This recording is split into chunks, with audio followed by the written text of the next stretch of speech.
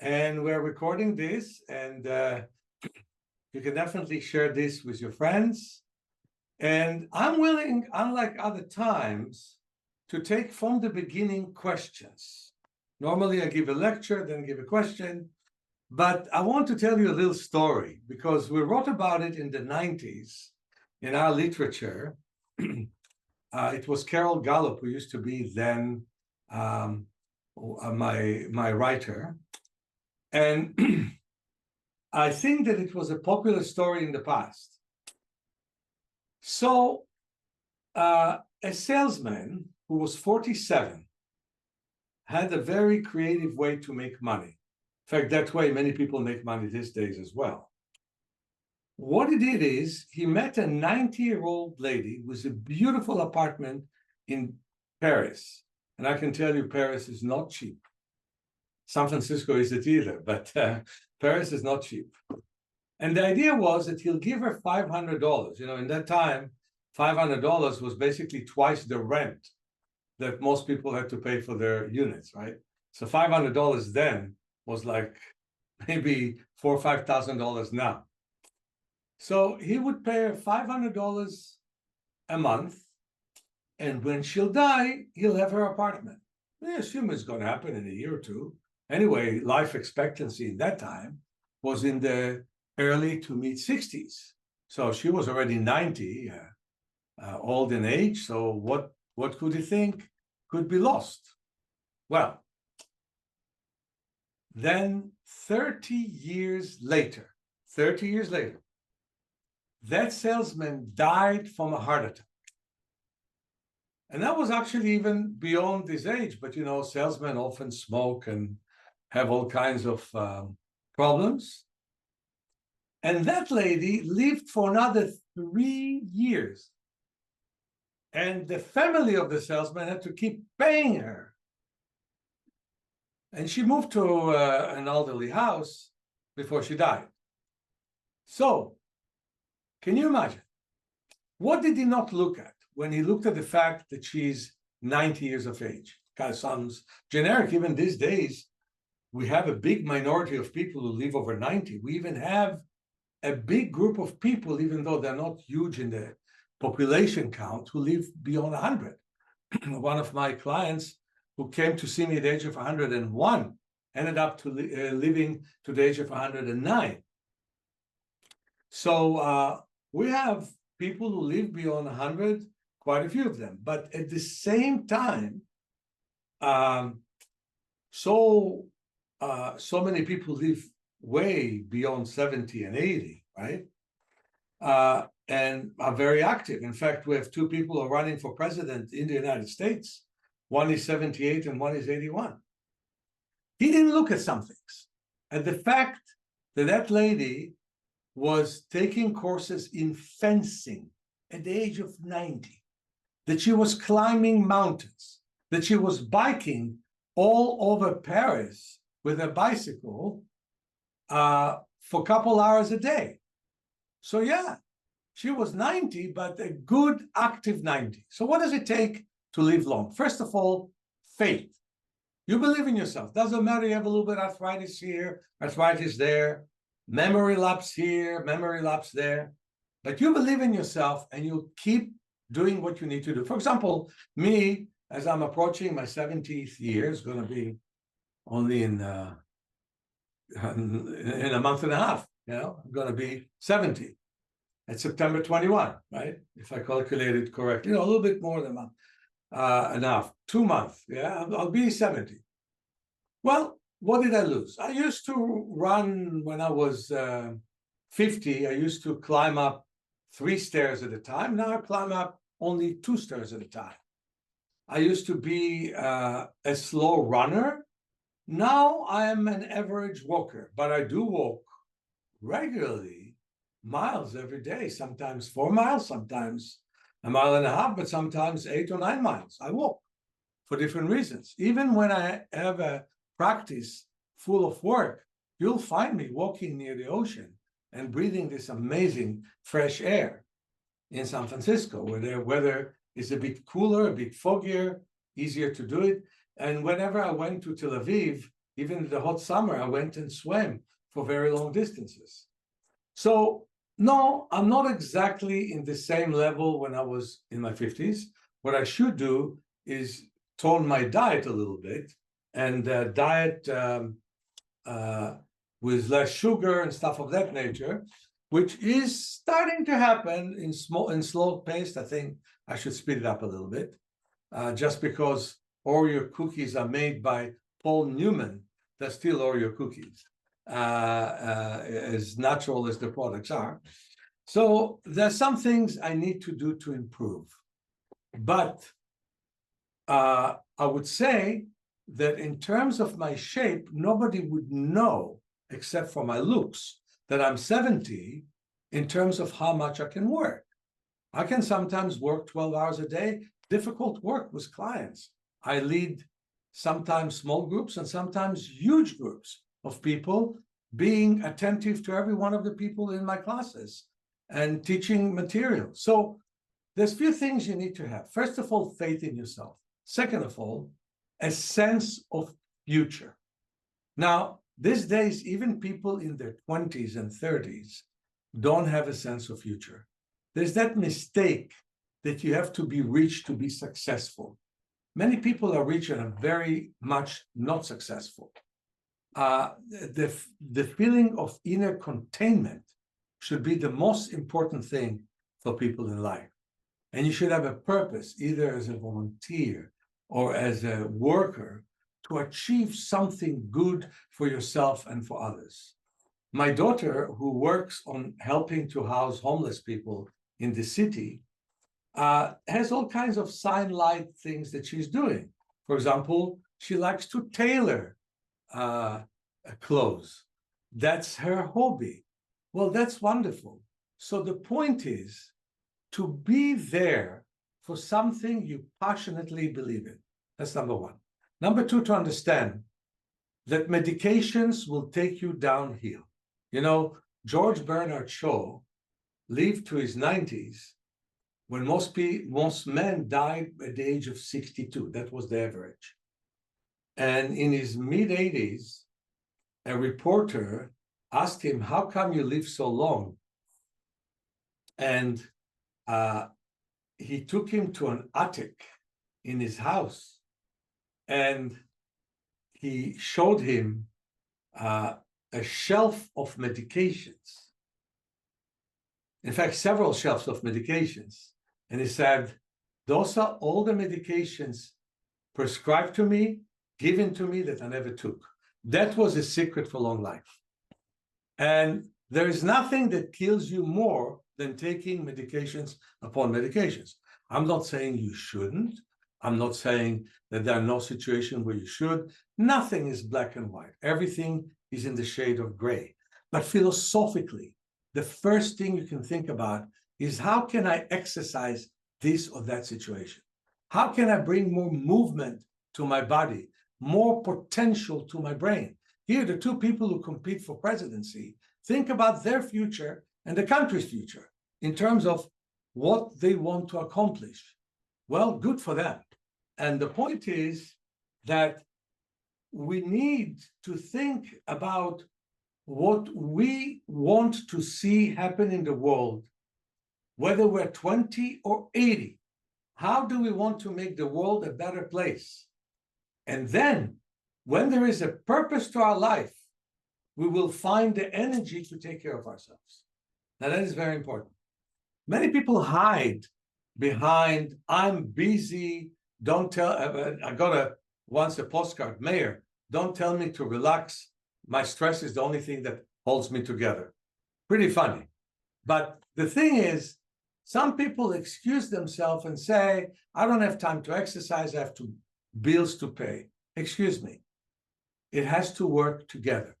Everybody should have a quiet place in life where they meditate and they connect to the universe.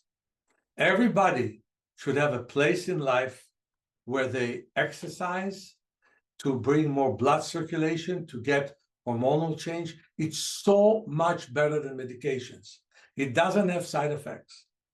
At the same time, everybody should have a place to exercise carefully. What do I mean by that? Don't exercise for your ego. Don't exercise to look better. Exercise to feel better. I just finished celebrating the birthday of one of my best friends. His name is Eric Pepper. Maybe some of you heard about him. He's the most known pioneer in the field of biofeedback. And he is basically the head of the holistic health program in State University. And he's such a wonderful man. I went to the backyard of his daughter, and there were many people who came to celebrate. And you know what? He swims a mile 3 times a week. He's 80. Now, in the past, nobody would expect an 80-year-old to swim a mile 3 times a week. But you know, it happens.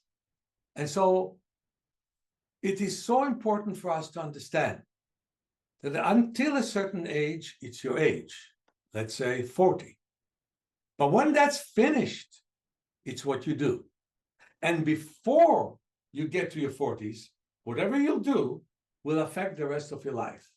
And we need to live with happiness, containment, a sense of future, a sense that we do something important for ourselves. That's why I'm offering my training course, because my training course gives people a sense of purpose. They come, they move, they relax, they do what they need to do, they study. I am a tough teacher, and I teach them deep things about anatomy and physiology.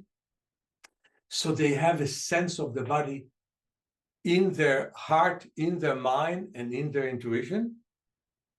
But at the same time, it gives them a sense of purpose. They can take what they learn with me and help their families. They can take what they learn with me and help their friends. They can take what they learn with me and want to change the world they're in, even it's a massage world, world of medicine, physician world, or the world of dance. Because many of the things that I teach, that movement is life and life is movement, can actually be something that is important to them. And I got a person a few weeks ago who overdrank, took many drugs, fell down, and hurt his brain. And he did not walk well. He came to me after he finished physiotherapy. Normally, people come to me when they finish medical treatment, although I love for them to come to me way before, so they don't need the medical treatment or not as severe. But he came to me then, and he was walking in a stiff way, which makes sense. With brain injury, that's what you tend to do. So basically, the way he was walking is more like, let's see, how well do we see me? Right, we see me well here, right? Mm-hmm. Walk like this. And that was already a big accomplishment for him, you know. That was fantastic. Whatever surgeries he did helped him with that. And also the therapy, the drug therapy helped him, and physiotherapy helped him.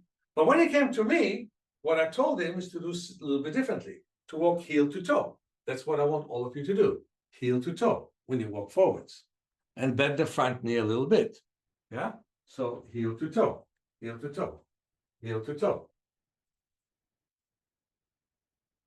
But it's very hard to adopt this kind of walking, because in our culture, every 8-year-old girl and every 11-year-old boy, you know, the girls develop a little bit quicker than the boys, learned what she or he are expected to do. They are learning what they're expected to do in their community, in their particular culture. And so they walk a little bit stiff. Of course, a little bit stiffer in England than they are in Brazil, right? They walk a little bit looser in Brazil, or in some places in Africa. But they do, in all cultures, walk in a way that suits the culture, not in a way that suits your ankle, your hips, your shoulders. So there's a simple way to do it better. And this is walk backwards. All of us, let's walk backwards. See? Walk backwards. We walk backwards. And so that's why I start many of my classes, and we go to the beach and we run backwards for, depends in the shape of the person. If the person had a hip replacement and they are in their 80s, then they're walking backwards. If a person is a youngster, they run backwards. And I had a person who ran for like a mile, and the rest of us ran for like 300 yards, and he met us when we came back before we got back because he was in that shape. He ran quicker than I bike. Okay, everybody's in different shape. That was an interesting class, by the way. I'll tell you about it in a second. But let's all of us do it. Walk forwards, heel to toe, walk backwards, and automatically it's toe to heel, right? Right? And run forwards. And run backwards. And run forwards. And run backwards. See, by the way, anybody who wants to work with my student, Will Fuller, he's fantastic. His father lost his vision to a disease which is called retinitis pigmentosa.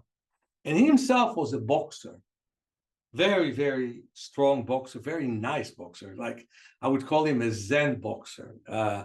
In order to study through school, he worked in clubs, and sometimes there were drunk people there. And asked him, "Did you ever go to a fight?" He said, "No. When you go to a fight, it's already a lost thing. You avoid fights." So he was very strong and make a point that he is doing anything he can do to manage a situation. And that was a very good thing. But there's definitely a person that I like, and everybody in the class liked it.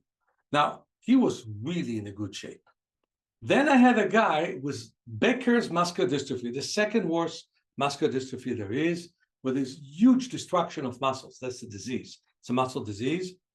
And he could not even stand up from the wheelchair. His wife, who was almost deaf, had to take, first of all, she carried him on her back like a sack when she went up and down the stairs.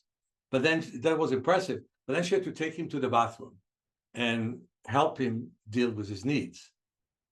Okay, so you can see the situation when Will would run backwards on the beach quicker than us, when Janos, the Hungarian guy with muscular dystrophy, sat down and watched the waves. Will, at the end of the class, said he was never that relaxed because he used to be very tense, and it really affected his vision marvelously. Janos, with the same teaching that Will got, was able to cross the room with the help of his wife and to be able to go to the bathroom and sit there by itself. What an added dignity to his life. So everybody improves to the extent that they can improve. Nobody starts in the same place, but with the same teaching, you can get to a different place. I'll give you the best example there is. This is the picture of my lens. Sorry, not my lens, my ex-wife lens. That's the lens that she had after a dilation. This is mine, which is as a result of 5 surgeries. That's my stronger eye. And with that, I drive. I drive the highway, I drive the freeway. I'm more comfortable in city streets where it's a bit slower. When they slow down on the freeway, I'm not upset because it's a speed that suits me. So it's all nice and dandy. And many people made fun out of me. Like they said, what are the bumps on the road for? And the answer is Braille for blind drivers. But the truth of the matter is that many people ask me to drive them to different places. And because they feel comfortable with me. And I feel comfortable driving. I drove my kids to school for many, many years. And so that's a great feeling I have, because I used to read Braille all the time. I was the quickest Braille reader in the state of Israel. But now I'm able to use my eyes with all the damage they have and the brain damage they have in a greater way. So exercise doesn't only affect your body, it affects your brain. It creates hormonal changes that you need. It creates factors that build up your brain cells. It creates circulation that helps your heart and helps your optimism. It's better than any Prozac that you can take, but they have to be done right, because so many people damage themselves and hurt themselves through doing exercises, become arthritic, start to have nerve problems. How do you do exercises right? You feel your body. You feel what your body needs, you feel what the body wants, and you respond to it. So let me give you one teaser exercise. Not going to be easy for all of you, but it's going to be a good teaser exercise. And then I'm opening the place for questions and answers.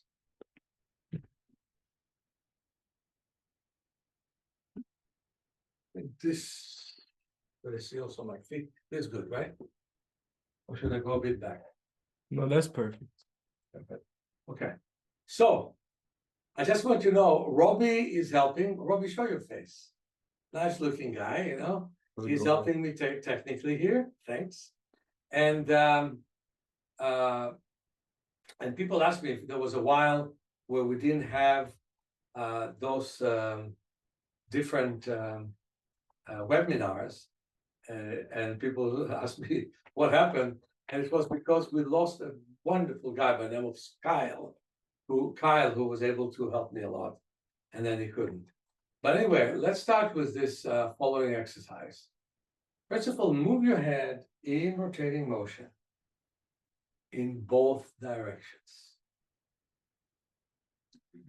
In both directions. So you move left, you move down, you move right, and you do the opposite. You move in both directions. And examine your head. How is it to bring your ear to the chest? How is it to bring your ear to the chest? How is it to bring the chin down? How is it to bring the head up? Just have a sense of it. And help yourself a little bit. So when you come here, tap on your neck a little bit, back and forth like this. That's very, very important. And the more you sense your body, the better it works. And you move your head to the opposite side and you tap on the neck again. Tap and tap and tap. And breathe deeply and slowly.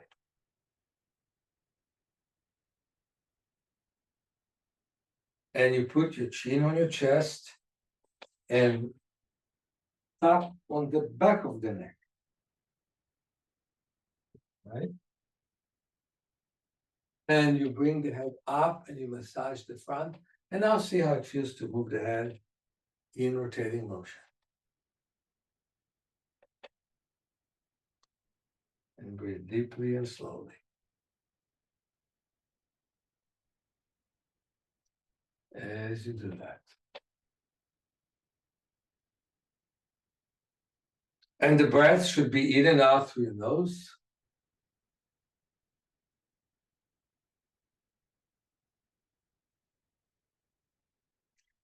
And that feels nice. Now massage the scalp. Separate the scalp from the skull. So pull on the scalp in every direction, but don't pull too much in such a way that it hurts. Just pull enough and really massage and have a sense of it. And breathe deeply and slowly. Deeply and slowly. And move your head again. And you most likely feel it's lighter. It's easier to move. So again, let me remind you, and this is with tap.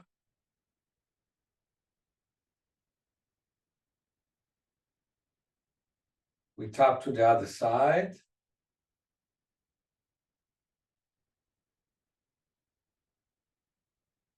We put the chin on the chest. And massage. We massage the scalp. And this is, by the way, such a nice exercise. Everyone can use it, no matter in what shape you are. You could be Hercules with amazing muscles, you still need to loosen up your skull. You could be fragile and small, and you still need to loosen up your skull. So this is good for everyone. Now, move your feet in rotating motion in both directions. Move your feet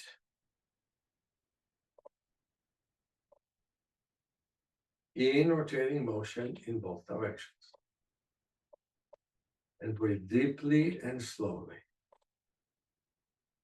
Slowly and deeply.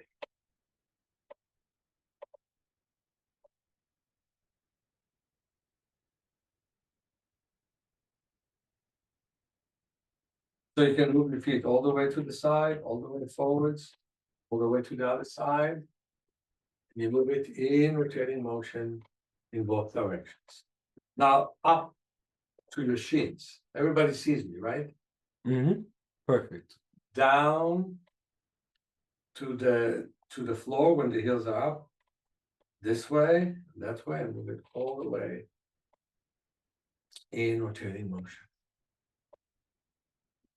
Tell me, how does it feel to move the head right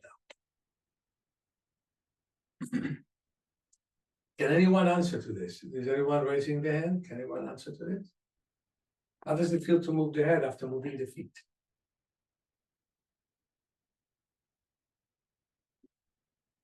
No one answers, okay? It's a thumbs up.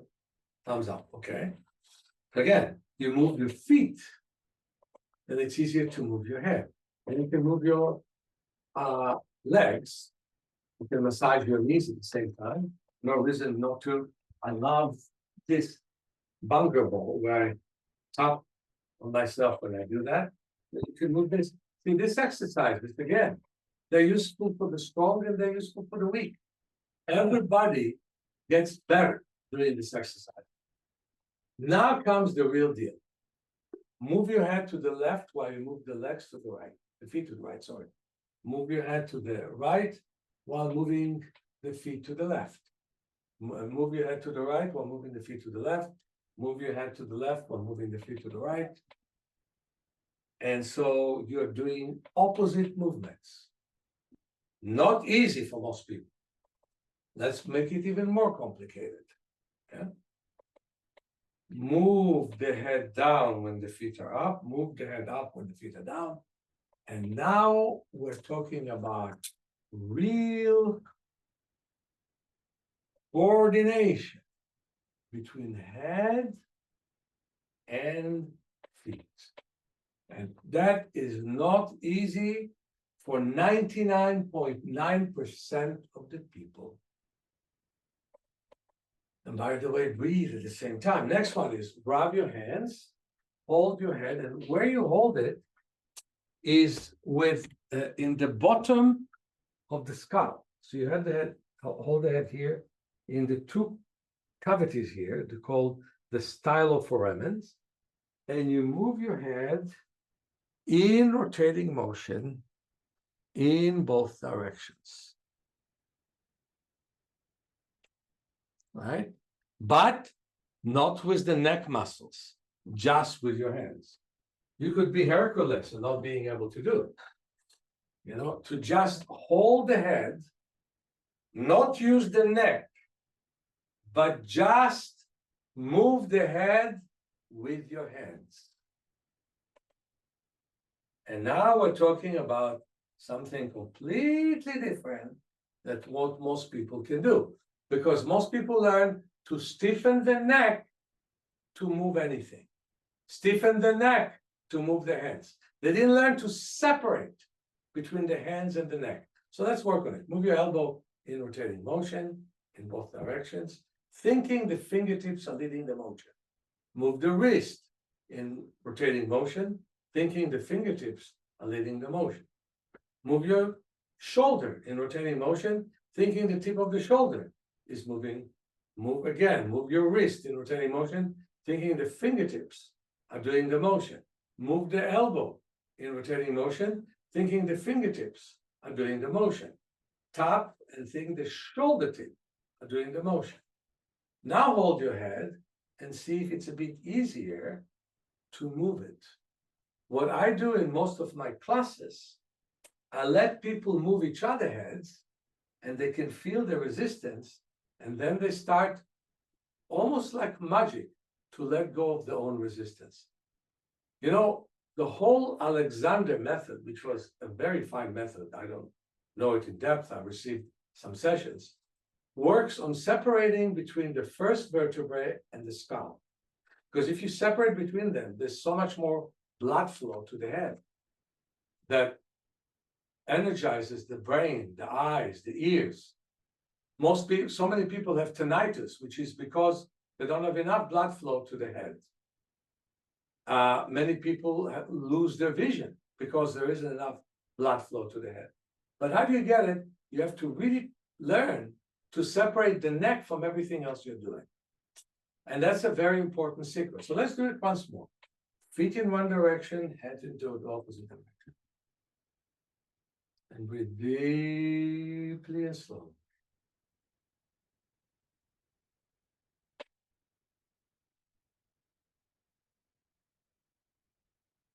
Massage your knees a little bit and then move the head in rotating motion. Then again, top on one side, top on the other side, bend and massage. All right, this is earlier than I normally do, but do you have any questions and do you want me to give you answers? I think you don't see me? I do. Oh, hi. I have a narrow angle. Glaucoma?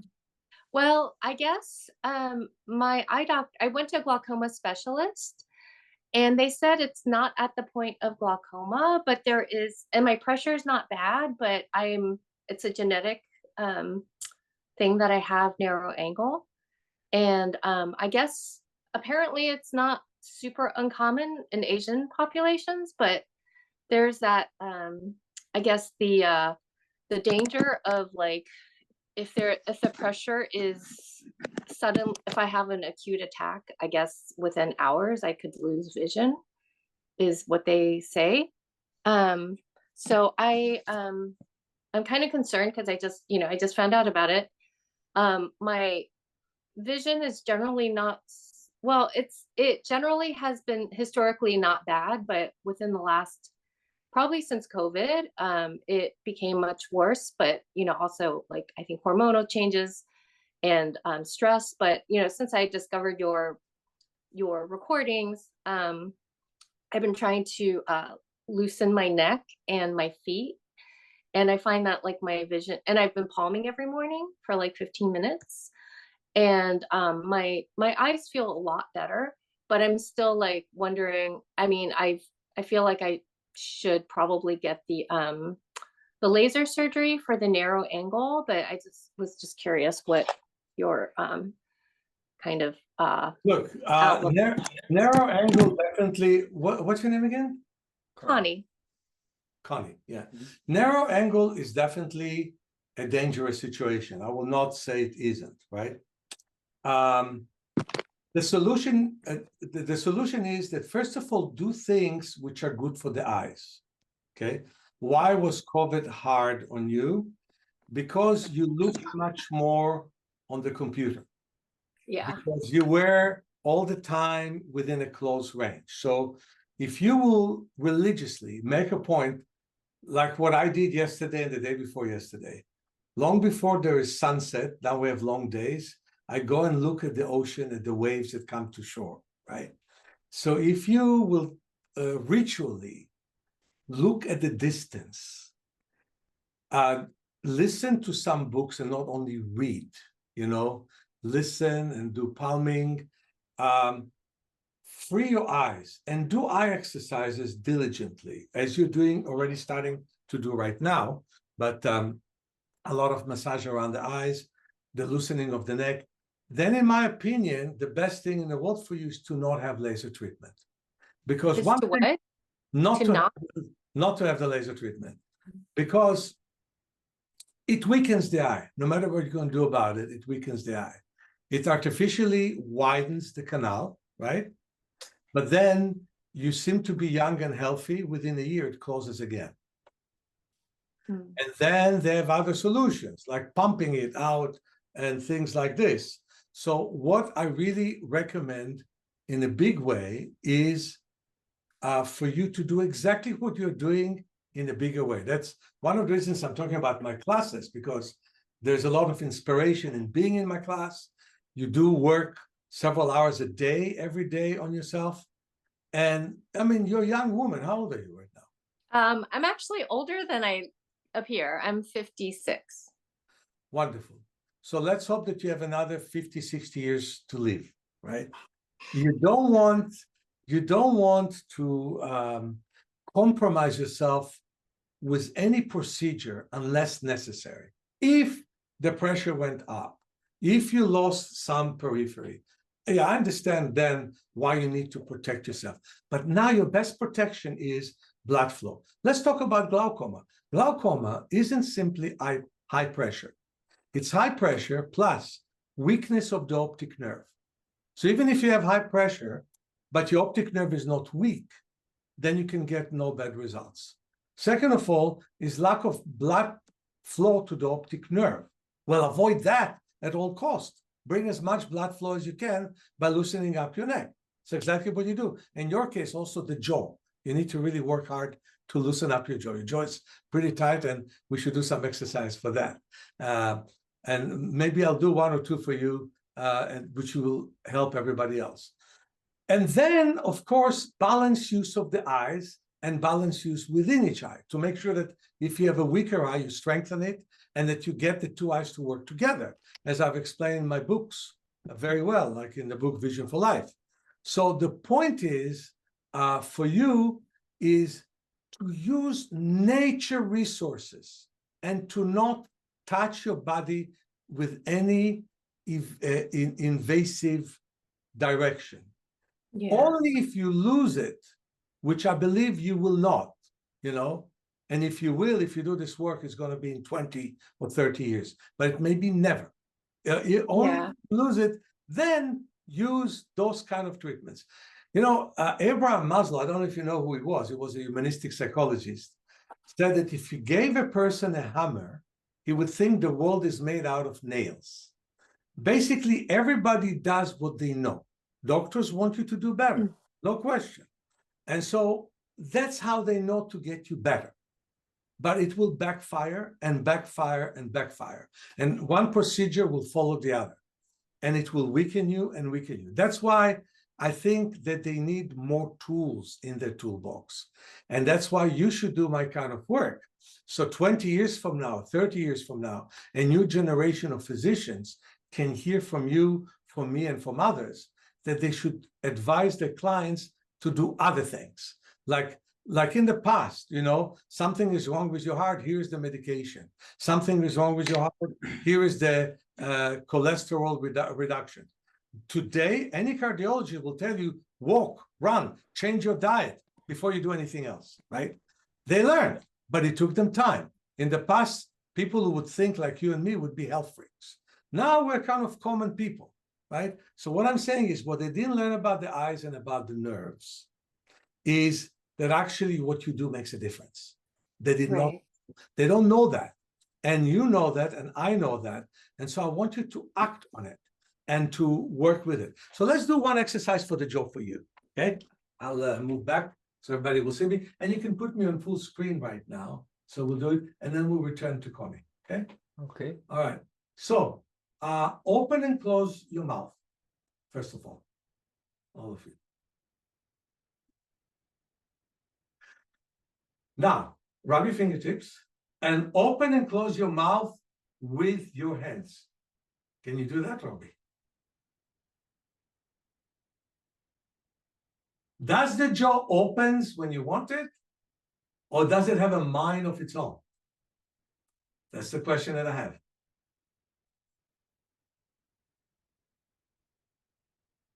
Now, puff your cheeks real hard and massage them as if you're raking the ground, with your fingers. Inhale and exhale through your nose as you do it.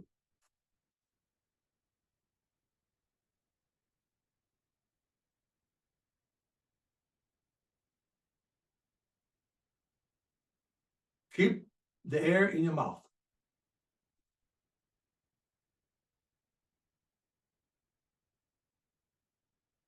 Now open and close your jaw. Let's return to Connie. We'll have split screen.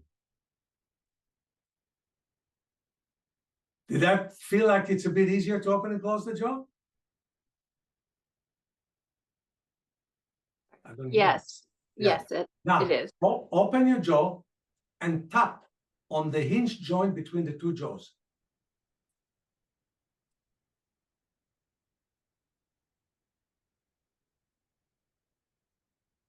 And then let's do something funny.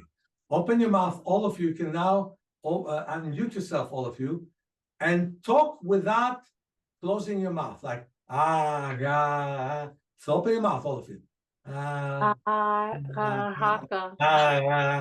all of you. Okay, good. Open and close the jaw again. With your mouth, with your hands. The more the jaw listens to you, the better it is. And let me explain to you how important it is.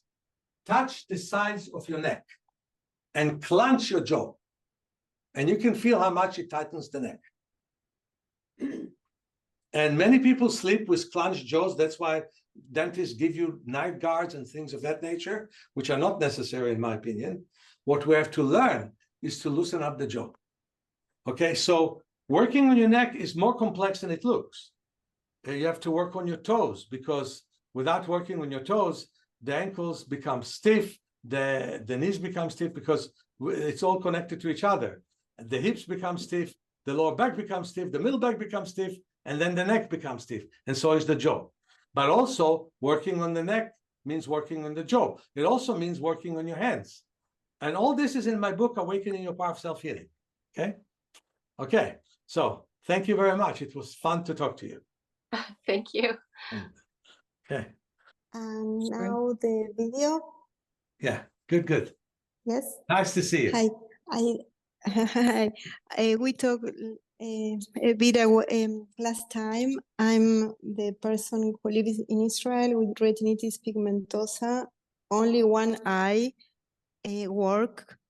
And because of the weather is very hot and there are a lot of air conditioning, I was one with pain, huge pain in my eye, and they don't know what it is, but they think it's dryness because I have Sjogren disease as well, and I keep on putting a lot of tears, but it's I don't know.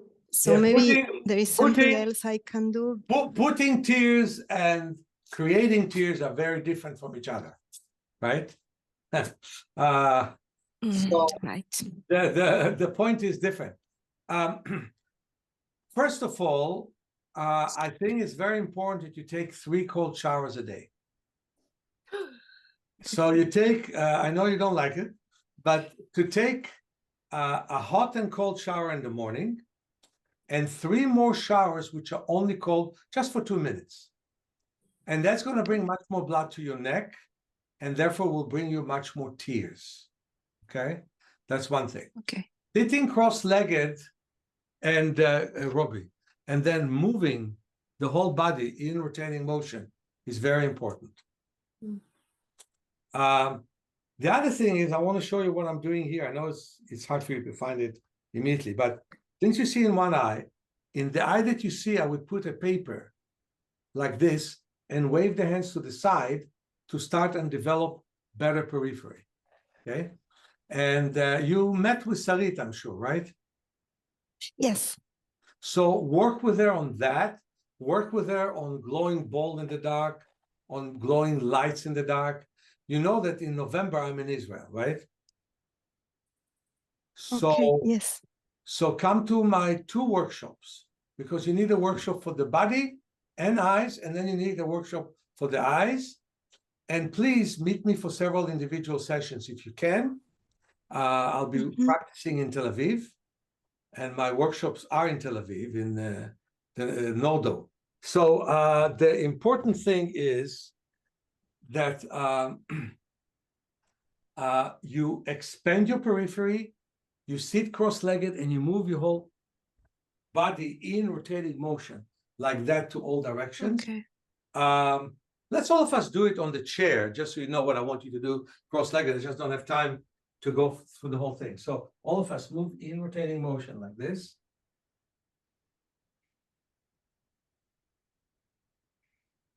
and then hold one leg and move in rotating motion this way. And then hold the other leg and move in rotating motion this way. And so we move the whole body in rotating motion. We blink. So if you do it cross-legged and you do it for 15 minutes, and then you massage your head against the floor, the forehead, and then the top of the head, you will slowly bring much more blood to the head and much more tear to the eyes. The problem with artificial tears is it makes it harder for you to produce your own tears. And so cold showers, and then on top of it, 2 or 3 times a day, lie down with cold compresses around your eyes, just for a minute, you know. And before you go outside, especially before you do sunning, you wash your face with cold water. That's very important. So it's very important to do exercise that relate to us with our condition. And I wish you good luck. The best example I have is exactly the person I spoke with, Will, whose father became blind from retinitis pigmentosa, and he's teaching the whole world how to see better in spite of having it, and he sees much better. We used to hold his hand when we had night walk because he was completely blind at night, and then he was able to see better in the dark. It was fantastic. Yeah. And I've seen several. One lady came to me from Australia. Her vision improved, but she couldn't see well in the dark. And the last session, we walked in the dark and she was able to see. So those are the type of things you have to really work on pretty hard. Okay. See you then. Thank you. Bye-bye. Kaiti? You have a question? Hi there. Hello. Hello. I talked to you before, but yeah, I have multiple sclerosis. Well, that's what I was diagnosed with. Many years ago, in 1996, I got my diagnosis. I don't have any problems except my right leg is extremely contracted. So I don't know if, like, with looking at me, you can tell where I'm tightened up. I definitely thought the exercise that you did where, like, your neck was kind of controlling your arms, if you know what I mean. You were using your neck to use a lot of your other muscles. I definitely think I have that connection. But yeah, I'd be interested to see if you can tell anything else. I want to ask you, do you walk? No, I can't walk on my right leg at all. I can only hop at the moment. So can you, what about your left? Can you have the left leg walking and the right dragging after it, or you can't do that? No, my right leg is extremely tight and contracted up, like the muscles have just shortened, and I couldn't get any help for it. So what about the water? What about water? Can you walk in water? In water, yeah, I was in Portugal a few months ago and I was in the water quite a lot, but my leg was still really contracted, so I couldn't get like a proper swim, like the way I would have used to. But can you stand in water at all? Only on my one leg. Only on your one leg. Yeah. Where do you live? Where? Ireland? Yeah. Well, I'm coming to Europe. I'm coming to Paris, and I'm coming to Barcelona. And I think it would be a wonderful thing for us to meet for several sessions and work together. More than that, if you ever have the ability to come to San Francisco for a couple of weeks and work with me, that would be the best thing. I would love to give a shot at the leg that everybody in the world gave up on and see if I can do something. Yeah. But in the meantime, the left leg, you have to bend and straighten it often. You have to move it from side to side. And with the right leg, you want to pull it to you and move it in rotating motion. So it is shortened, okay? It cannot walk. You cannot step on it. But you want to move it a little bit so it will not be calcified, basically. And in the meantime, you want to work on the rest of your on the rest of your body. For example, to lie on your side, tap on your shoulder tip and move it. Can you lie easily on the side or even on the right side? I can lie on my side. I can lie on my side for sure. Yeah. So moving the shoulder in rotating motion, and moving the arm in rotating motion, and moving the shoulder and moving the arm in rotating motion. Lying on the side is such a good position. You know, if you take a pillow, you know, and you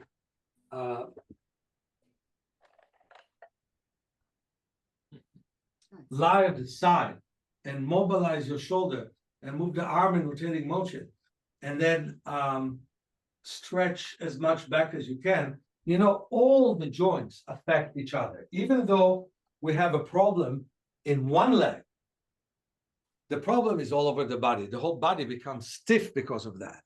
If we unstiffen the body, it's easier then to mobilize the immobile leg. Can I have her back on the screen? She looks like she dropped out. She dropped out. Sorry about that. All right. Any other question? Yes. Good afternoon, and thank you for the presentation. I'm just learning of you and your methods. Recently, I had a visit with the ophthalmologist who's told me that the macular pucker that I have in the right eye is noticeably giving me worse vision. Starting at 2030 and then went to 2040 and now at 2050, he is suggesting that I do a surgery for this, which I don't want to do till I've looked at everything and exhausted all opportunities to do natural healing. Does it suggest vitrectomy, or what does it suggest? Yes, the vitrectomy and then a membrane peeling with it. And there is logic to the surgery, but I think that you should do eye exercises first. I had a lady with macular pucker, and she wouldn't come to me, even though I urged her again and again. But we did like 10 sessions on Zoom, and the doctor was so surprised that the pucker disappeared. So I think that you can definitely give it a shot. There's a lot of wonderful exercise besides the palming that we'll do towards the end of the session today, and sunning. What you do is you patch your right eye, the one that doesn't have the pucker, right? Yeah, the left eye does not. The left eye, sorry. So you patch your left eye, and you almost patch the right. You just keep the area that doesn't see well, and you activate it. You look with it. Then there could be more brain cells activating macular cells and eventually creating more life in the macula. There are cells within the retina that can build the macula. They're called the Miller cells. And most doctors are not aware of that. But those cells can be rebuilt. So the medical conception is you can do nothing. So all they'll do is they'll take your vitreous away. I can promise you cataract after that. Yeah, that was mentioned. Yeah, I promise you that. And after peeling, you could also get glaucoma. I would prefer that you work with our method. And my suggestion is work with me. If you can do it in person, it's the best. Where do you live? New Jersey. Well, it's 6 hours flight from here. So some people come to me from Japan. So we could do Zoom, definitely. And you heard how many sessions, normally 10, you know. We can start with 2.5 hours for the first 4 or 5 sessions, and then go down to an hour and a half and work. And if you have the ability and you want to have a foggy vacation in the summer, or a sunny vacation in the winter, you can come here. The best time in the winter to come here, by the way, is February, where I teach my 6-day class. So you can come for the class and come a few days before and stay a few days after to work with me in person. And I also work after the class, but I think it's good to do that. We need a lot of work, and the earlier we start, the better. So you have my book Vision for Life, I assume, right? I am just finding out about you and was looking on your website, and I said, oh my goodness, here's a presentation. I want to listen. So I'm just starting with understanding what you're doing. So I basically think we need to activate those cells. Basically, we need to activate the macular cells, exactly where the blind spot is, the scotoma. And by the way, 20/50 is good vision. If we only preserve that for the rest of your life, we're fine. Basically, although I believe we'll go down to 20/30 with the work I'm doing. And working on balanced use of the eyes is so important, because then you overload the left eye big time, and problems can start there too. Just like when you limp on one leg, the other leg could have a bigger problem, you know, that you lean on. So the same thing with the eyes. So you really want to make sure that you don't suppress the right eye and you work with it. Will the vision kit that I have seen mentioned through your website, will that start me with something like this? Definitely, it could be a good beginning. Also, you can get my book Vision for Life, and the video accompanying Vision for Life, and start with that. Jesus, I lost. What? Yeah, there's several books you can work with, and definitely at any time that you want, I'll be glad to work with you. Okay, thank you. Do you have any thoughts on microcurrent? Good. This is a good thing. Good. Acupuncture acupuncture is a good thing. Homeopathy is a good thing. But eye exercises is what's going to fix it. Okay. Thanks. Okay. Thank you. Thank you. My pleasure. My question to you is, I was diagnosed, I did your classes with Edna Olmsted years ago when I first lost the sight in my right eye with giant cell arteritis. And I'm trying to not lose the sight in my left eye. And I just wanted to know, obviously, all these things would help, I would think.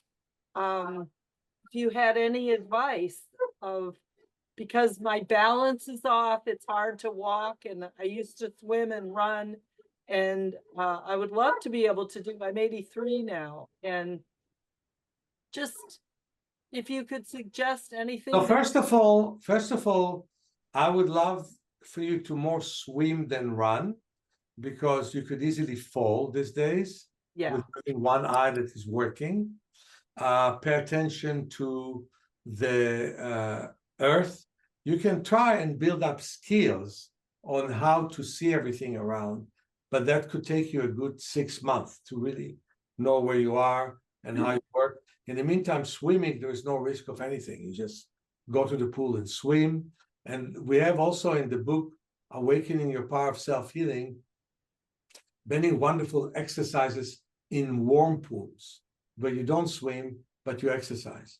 In terms of the eye, as I've shown to the lady with retinitis pigmentosa, since you have one eye that is functioning, when we do peripheral exercises, we use a thin piece of paper, and we wave the hands to the side to build up the periphery. And of course, the exercise of shifting, where you look at smaller details than you tend to look at, so the brains pay attention to those details, will start to help you build up much better vision. So the two things, increasing your periphery and looking at details. So we have this page in our book with large and small print. Let me see if I can grab a page here. With large. Reading has gotten harder because the print's so small. I understand. So first of all, try to enlarge the print if you can. Okay, I'll show you a page of large and small print once I find it, but you can find it in all my books. And what you do is you practice with it. You basically will look at the large print, but then what you'll do is you will look at smaller and smaller and smaller and smaller print. Mm-hmm. You can have smaller print than that without trying to read it. You will just look at small print and look from area to area in that print, and you will see it way better. You'll see way better the big print. And the idea is to work with your macula. See, we even have diamond print here, but I don't know your case. I'm not working with you. I don't know what's small print for you. Okay. Okay. So if I would work with you, I would encourage you to look at something really small.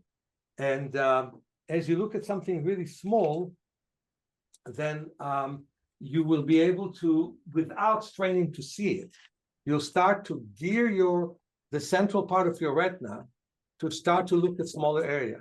We also have a thing which we call shifter, where we look from line to line. And that is something I taught my two kids. You know, my two kids, like myself, were born with cataracts. And they had successful surgeries, which I'm very grateful for. But normally after those successful surgeries, your vision is 25 to 30% of normal vision. They see 100% because we spend hours looking at details. And it made a very big difference. Okay. All right. The screens, like being on your phone, on Facebook, or on screens all the time, is that detrimental to your eye? It's not so good, but this is modern life. What can we do? What you have to do is look at the distance in compensation. And palming helps too? Very much. We're going to do palming in like 5 minutes. Okay, great. Thank you so much. And I pleasure. live in Oakland. I need to come see you. You do. For several sessions, we can make a big difference. Okay. Thank you so much. My pleasure. Thank you, Enda, for letting me know. Thank you. All right, can you hear me? Now we can hear you. Wonderful. All right, Meir, I had cataract surgery about 3-4 months ago, and my eyes were pretty good. I could see close up and far away. Now I got a far lens, and I can see far away, almost 20/25. But close up, my vision is blurry. Can I improve my close up vision with the lens that I have? Let me ask you a question. First, after the surgery, you saw well close up and far away, right? No, not close up. Aha. It took a With- while. With glasses, can you see well close up? Can you move this Yes. thing? Yes, This one? yes. You can, okay. So if your question is, can we improve your vision from near? The answer is absolutely yes. With the work that we're doing. And we're going to start today with palming. Have you ever done palming? Oh, yes, I've been in a lot of your classes. Great. Yes. I would say we definitely can improve from near. Definitely. You start in the sunlight. Okay. You always wash your face with cold water. You do some sunning. Wash your face again with cold water. Sit in the shade and read in the sun. And never read print which is uncomfortable. And always look at parts of the print that you're reading. And slowly, you wake up the macula, because what sees well is the macula. They took away your lens, so you don't have a lens that can contract and expand, but you can bypass it. For example, my two children don't have an implant, okay? They have glasses to compensate, but even without glasses, the vision is amazing. My son sees 20/50 without glasses. My daughter 20/55 or something like this. Without glasses, right? And they don't have a lens. So you have a lens, and even though the correction is from far, you can actually definitely improve your vision from near. So you should come, you know, if you can't come to my basic training, come to my February 6-day class. It will make a difference. One more question. My eyes are very sensitive. I have glaucoma. My eyes are very sensitive to the sunlight. Is there something I can do to... Well, they're very sensitive because they're not even. They have to work on their evenness. And there are exercises with red and green glasses that get your that get your eyes to start and work better together. The exercise where you divide the eyes and you throw a ball from hand to hand and you start to get them to work much better. I think you need sunning to reduce your pressure. It's as good as the drops. So actually, you will reduce your sensitivity by strengthening your pupils. They're not damaged, they're not replaced. So strengthen your pupils and get even activity in your retina so the light distributes evenly between them. I only have one eye. I have one eye, okay? So it will distribute evenly within the retina, okay? Here's the thing with my kids. They have no lens, but with the macula, they bypassed the need of the lens to a great extent, not fully, but to a great extent. So we can definitely reduce your light sensitivity. And I would love to see you again and work with you again. Okay? Thank you. Thank you. Okay. Hi, Michael. Muted. Yes, can you hear me? Very well.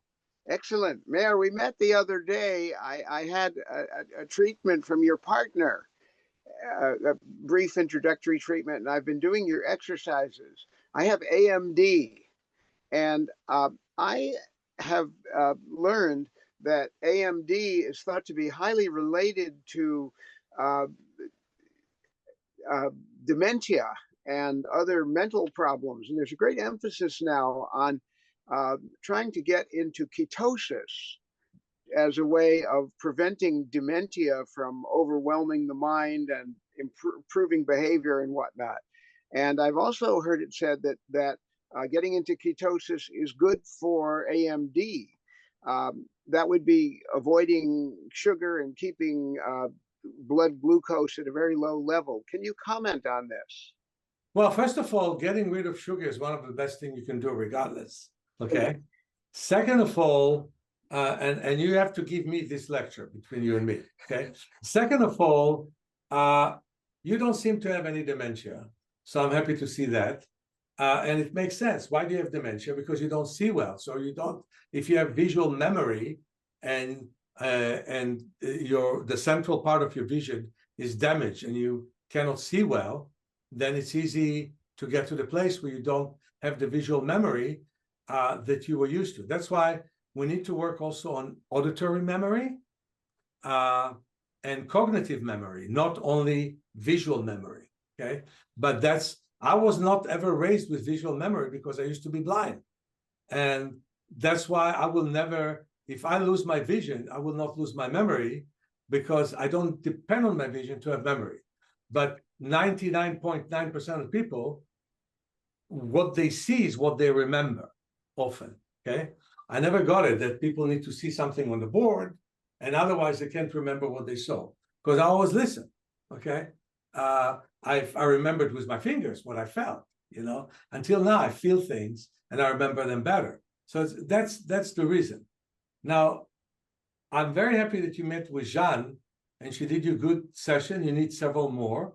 And don't forget to come to our 6-day eye class on February and work on your eyes diligently, because at this point you can drive, you can read, you can write. And I want that to be this point for the next 30 or 40 years period. Okay, thank you. Next person. So, go ahead. What's your question again? Oh, I just wanted to ask, do you think it's really important restricting blood sugar to like go into a completely ketosis state in be on a keto diet? In some cases, not in your case. But get rid of sugars. It's good for all of us, you know, but for your memory and for your macular degeneration, it's not matter more than other parts of your body. Okay? What about eating fruit? Is that okay or not okay? I think it's wonderful. I think it is crazy that people tell you not to eat fruit. Crazy. Crazy, especially seasonal fruits. You should eat fruit all you can. Really. Absolutely. I mean, cut down in Oreos, even if they're Newman Oreos. But don't cut down in papaya or mango or watermelon or things like this. They're great. Okay? Thank you. Okay, Thank you. Caroline? I'm enjoying very much listening to everybody. And my question is for my son, actually. My son was diagnosed with Stargardt disease when he was 10. And he's Should I 27. explain, or do you want to explain what Stargardt is? I can explain, or you can explain, whichever. I would love for you to explain. Okay, just like we saw the previous person who has macular degeneration, but that comes with age, Stargardt is a juvenile form of macular degeneration. Probably the worst one among the juvenile form. It's just the name of a person who discovered it, where many of the cells of the central vision, so you have good periphery, but you don't see in front. Like you'd see a face without a nose. You'd see a halo in front of you and better to the side of you. And I found that people often get along very well in life in spite of Stargardt. You know, it's a tough illness to have. And your question is, can we help it? And the answer is absolutely yes. But of course, we cannot help totally restore central vision, but we can help restore it to some extent.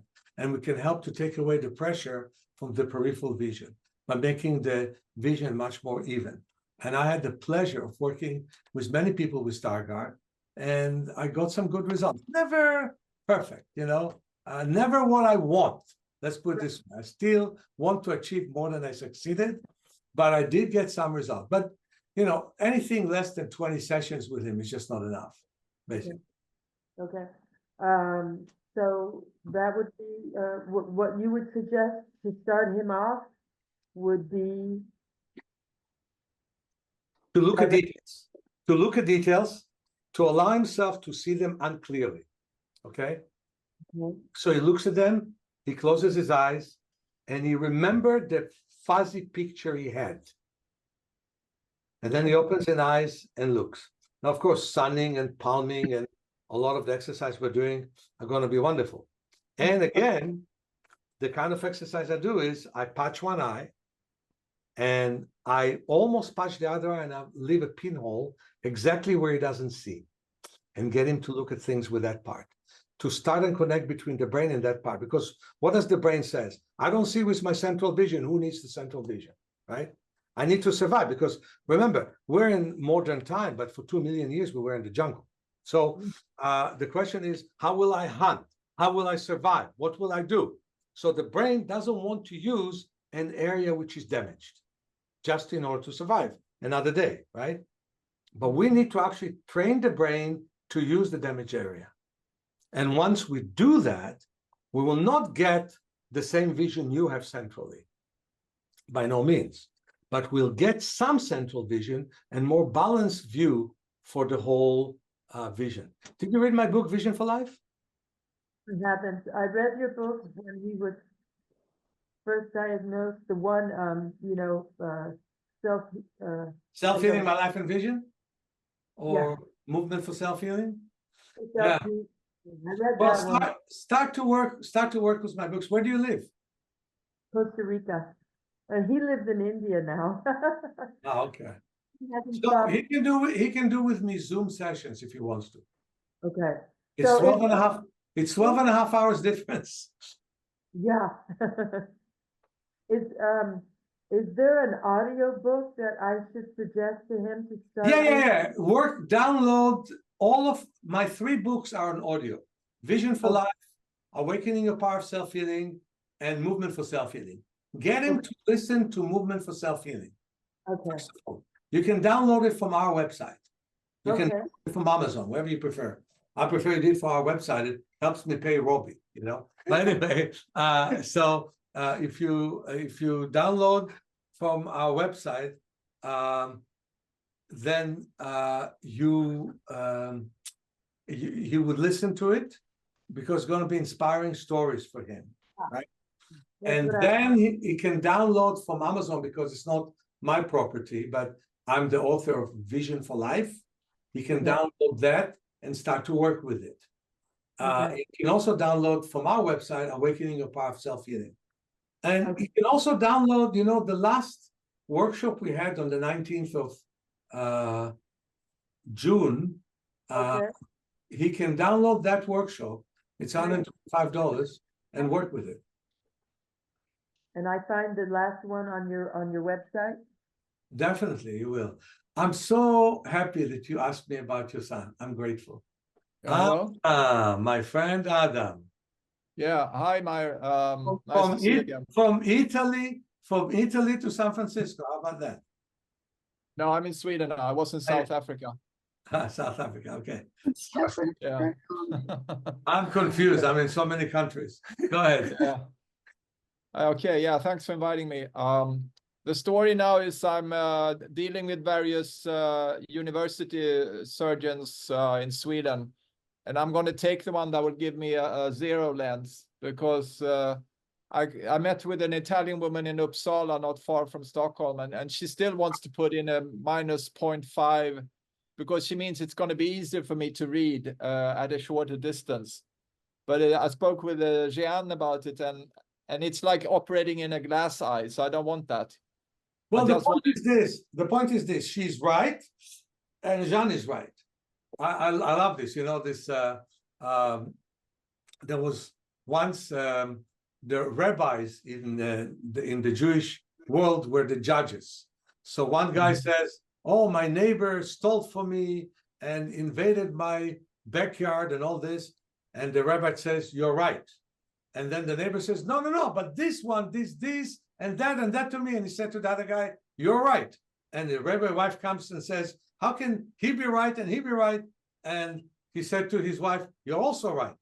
So anyway, what I want to say is that Jean is right and the doctor is right. Immediately, with no problem, you read better, right? If you have this small correction. Yeah. With time, it's not going to be a good correction. And I actually think that if from the very beginning you have zero lens and you work with our exercises slowly but surely, not in the first 3 months, you will start to see better. Mm-hmm. Yeah. It's just they say all the time that we disconnect the connections from the eye muscles to the lens, so you can't improve it. But Jeanne said you can improve it anyways. Absolutely. It's your eyes have the sight and your brain has the vision. And the brain can affect the eyes so you'll have better vision. And it's the exterior muscles. When the lens doesn't do its work, the exterior muscles can take their place. Yeah. And she also wants to put in a toric lens to compensate for astigmatism. But I think the whole cornea, it changes all the time. So I think that would be devastating to have that. Well, the cornea is fixed, but you can improve the astigmatism without that. Yeah. Yeah, we did that in Italy. I saw better. So I think I'll just go for a zero lens. You saw better after working with me and I was sick, right? Just think how you'll see after working with me when I'm healthy. All right, thank you. Okay, thanks. All right, so I want all of you to go and wash your hands. I'll go and wash my hands. So first of all, interlace your fingers and move your arms in rotating motion in both directions. And that's to relax the shoulders. Then put your hands outwards and move your arms in rotating motion in both directions. So I will put my hands over the eye orbits. Orbits means I'm putting it over the cheekbone and the forehead. I'll breathe deeply and slowly. My eyes are closed, and I visualize that I'm seeing complete darkness, maybe even blackness. I breathe deeply and slowly. I make sure that I put no pressure on my cheekbones, no pressure on the eyes, no pressure on the forehead. I breathe deeply and I breathe slowly.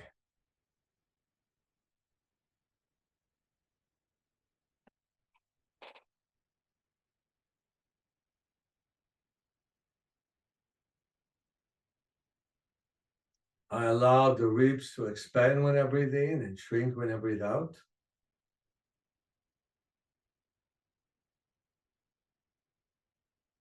I visualize my pelvis expands when I inhale and shrinks when I breathe out. And you could do the same thing. Visualize your thighs expand when you inhale and shrink when you exhale.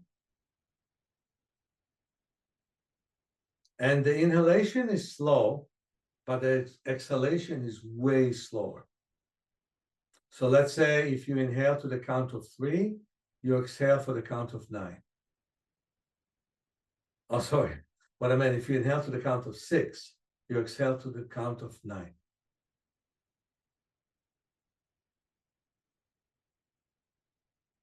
Again, inhale to the count of 6, exhale to the count of 9.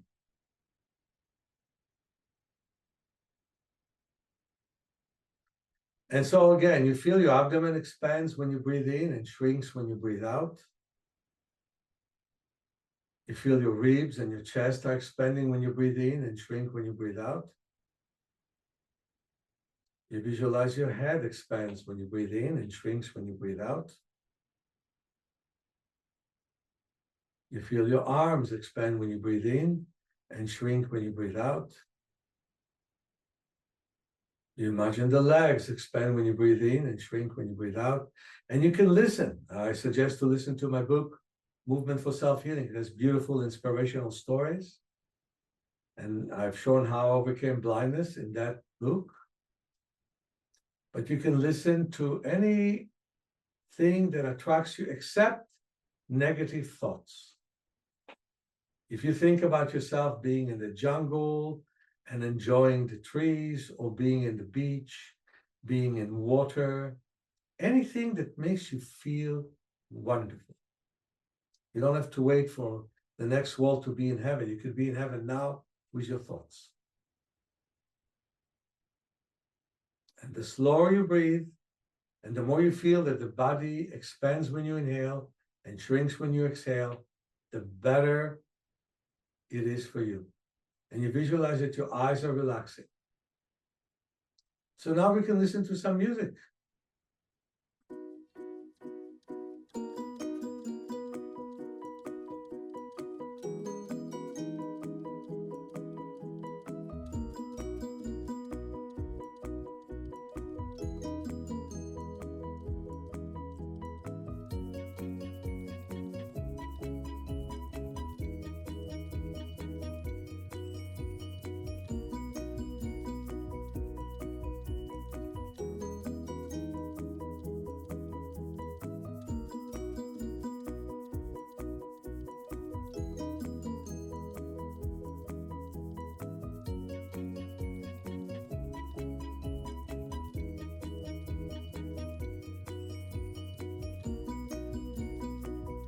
Don't forget to breathe. Breathe slowly and deeply.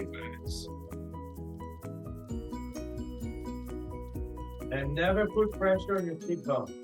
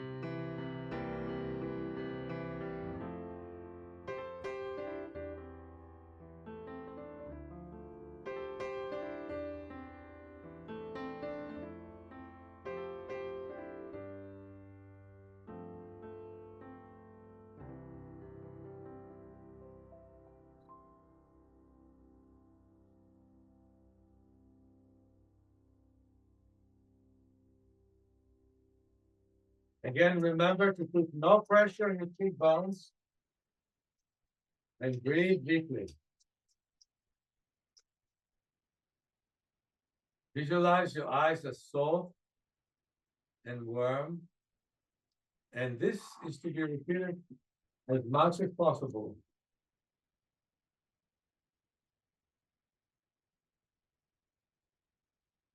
And slowly take your hands off. And thank you all for coming here.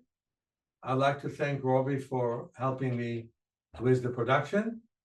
And have a wonderful day, and hope to see you, as many of you, in my classes and sessions.